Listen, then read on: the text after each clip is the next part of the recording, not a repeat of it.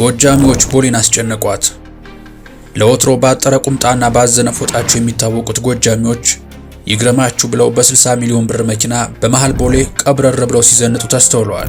እንደ ሰው ከፍ ዝቅ እያለ የሚወዘወዘው የ60 ሚሊዮን ብር ቅንጡ ሜባክ መኪናና ጎጃሞች ዘነጡ የሚለው ዘፈን ብዙዎችን አስደስቷል፣ አንዳንዶችን ግን አስከፍቷል። የተከፉት እነማን ናቸው? ያዘኑትና የተቆጡት ምክንያታቸውስ ምንድነው ካላችሁ ጉዳዩን ይዘነዋል፣ ታደምጡታላችሁ። ጤና ይስጥልን የምንወዳችሁ።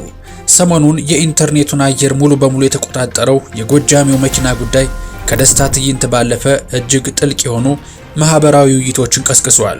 በአንድ በኩል በክብርና በሀብት መታየት የስነ ልቦና ጥንካሬ ነው የሚሉ፣ በሌላ በኩል ደግሞ የክልሉን እውነተኛ የጦርነት መከራ የሚያነሱ ወገኖች ክርክር በሶሻል ሚዲያው አይሏል። በዚህ ቪዲዮ የተነሱ ሀሳቦችን ወደ እናንተ እያደረስን በጎጃሚው መኪና ዙሪያ የተሰሙ እውነቶችንም በዝርዝር እየዳሰስን ከቁምጣ ለባሹ ጎጃሜ ዳስ ምን ዘልቃለን። የጎጃምን አመልና ዝነጣ ምን ቃኘዋለን። እናንተ ብቻ እንደተለመደው ላይክ እና ሰብስክራይብ የሚሉ ነጭና ቀይ ቀለሞችን መታ እያደረጋችሁ አብራችሁኝ ጥቂት ስለቁም። ከሰሞኑ መሃል የቦሌ አስፋልት በጎጃሚዎች ተጨንቃ ሰንብታለች።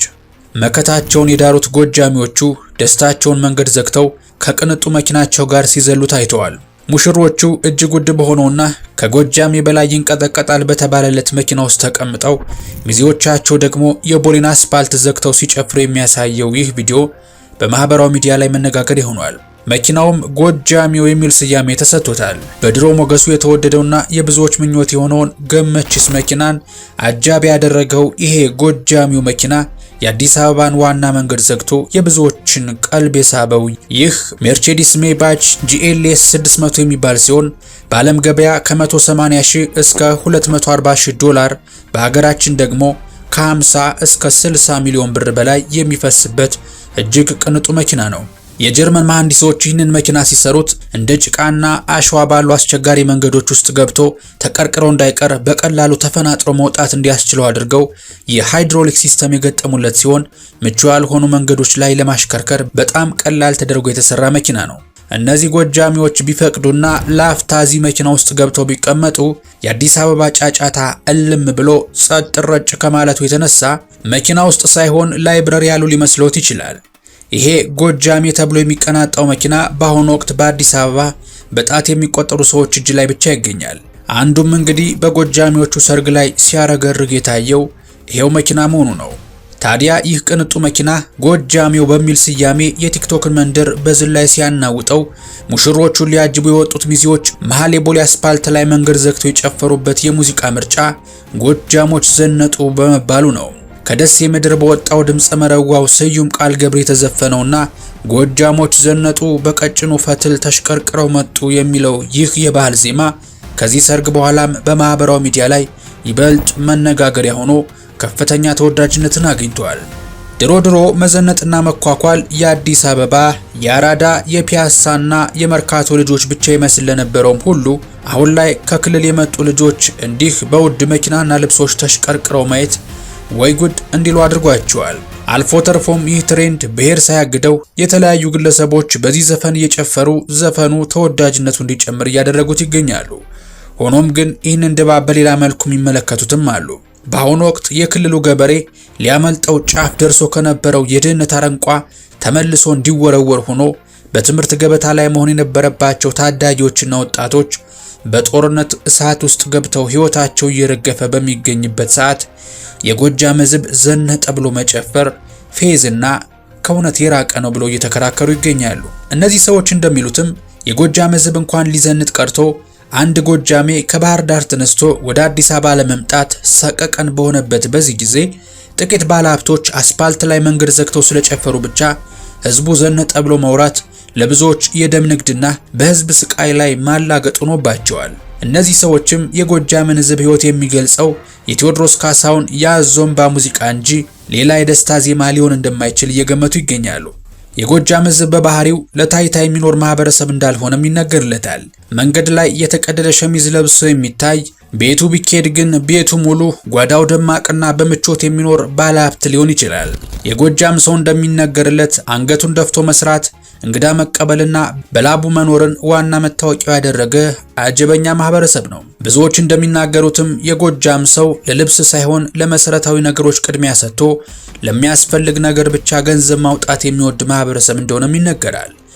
አንዲት ባለባበሷ ችግር ውስጥ ያለች የምትመስል ሴት ኑሮዋ ሲታይ ግን ማዕዷ ሙሉ ሆኖ ያዘነላትን ሰው አጥግባ ልትመልስ ትችላለች።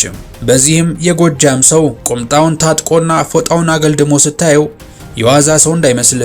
በሌላ በኩል ፎጣና ቁምጣውን ጥሎ እንዲህ ያለውን መኪና ማሳየት የተጀመረው በትጋት የሚሰሩትን የክልል ነጋዴዎች አቅምና ጥንካሬ የሚያሳይ ነው ብለው የሚያምኑም አሉ። እነዚህ ጎጃሚዎች በትራንስፖርት፣ በባንክ፣ በነዳጅ ንግድና ዕቃ ወደ ውጭ በመላክና በማስገባት ስራ ላይ ያሉ ታታሪ የጎጃም ልጆች ናቸው።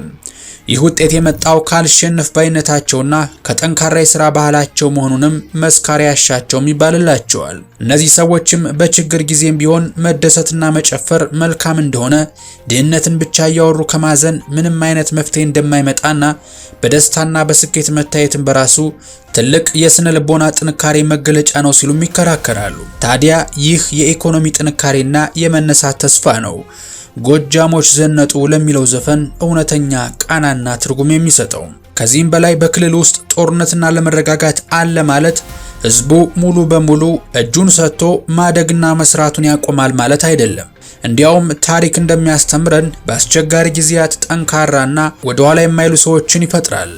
አንድ ገበሬ ሀገር ምድሩ በጥይት ሩምታ ሲጨነቅ አድሮ ማለዳ ተነስቶ ማሽላ ይዘራል አሉ እና አንዱ መንገደኛ ላትበላው ምን አደከመህ ይለዋል ተስፋ በቆረጠ ድምጽ።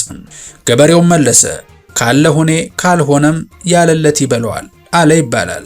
አሁን የሚታየው ጦርነት ፈታኝ ቢሆንም በየቀኑ ማለዳ ተነስቶ ወደ ስራ የሚገሰግስ ንግዱን የሚያሰፋና አዳዲስ የሀብት በሮችን የሚከፍት ታታሪ ማህበረሰብ ነው ብንል ለጎጃም አይበዛም። በሌላ በኩል ከክልል ወሬ ወጣ ስንል የሥራ አጥነት ቁጥር እጅግ በበዛበትና ብዙዎች በቀን አንዴ እንኳን በልቶ ማደር በከበዳቸው በዚህ ዘመን ላይ በዚህ ደረጃ በድሎት የሚኖሩ ባለሀብቶች መኖራቸው ብዙዎችን አስገርመዋል። ይህ ሁኔታም በሀገሪቱ በድሃና በሀብታም መካከል ያለውን የኑሮ ልዩነት ፍንትው አድርጎ የሚያሳይ ነው ተብሏል። በአንድ በኩል ለህልውናው የሚታገል ሰፊ ማህበረሰብ ባለበት፣ በሌላ በኩል ደግሞ የ60 ሚሊዮን ብር መኪና የሚነዱ ሰዎችን ማየት ለብዙዎች ትልቅ ግርምትን ፈጥሯል። ይህ እውነትም የሀብት ስርጭቱ ጥቂቶች ጋር መከማቸቱን የሚያሳይ ሲሆን በትሬንዱ ላይ ለተነሳው ማህበራዊ ቁጣና ክርክርም ሌላኛው ምክንያት ሆኗል። እንግዲህ የጎጃሚው ሜባክና የዘነጡ ትሬንድ በአንድ በኩል የማህበራዊ ሚዲያ መነጋገሪያ ተወዳጅ ትሬንድ የሆነ ሲሆን በሌላ በኩል ደግሞ ሌላ ክርክር ያስነሳና የተለያዩ አስተያየቶች የተነሱበት መከራከሪያ አጀንዳ ሆኗል። የምንወዳችሁ እናንተስ ጎጃሞች ዘነጡን ስትሰሙ ምን አይነት ሐሳብ ጫረባችሁ? የ60 ሚሊዮን ብር መኪና የዘለለ ሰርግ ማጀቡንስ እንደምን ታዘባችሁት? በአባይ ማዶ የጥይት ድምጽ የሰለቸው የጎጃም ገበሬስ ዘነጠ በመባሉ ተስማማላችሁ? ሐሳባችሁን እንግዲህ ወዲህ በሉ። የምንወዳችሁ ተመልካቾቻችን ለዛሬ ያልነው ይህን ይመስል ነበረ። ጥንቅራችን እስከ ማብቂያው ስለታደማችሁልን ላክ ያለ ልባዊ ምስጋና እንጀባ እያልኳችሁ ቪዲዮን ከወደዳችሁት ላይክ ማድረጋችሁ እንዳትረሱ። እንደዚህ ያለው ወቅታዊና ትኩስ መረጃዎች በፍጥነት እንዲደርሷችሁ ደግሞ ኢትዮ ቱሪዝም ሰብስክራይብ በማድረግ ቤተሰብ እንድትሆኑ እየጋበዝኳችሁ በቀጣይ በሌላ ቪዲዮ እስከምንገናኝ ሰላማችሁ ብዝት ይበልልኝ። ቸር ቆዩልኝ።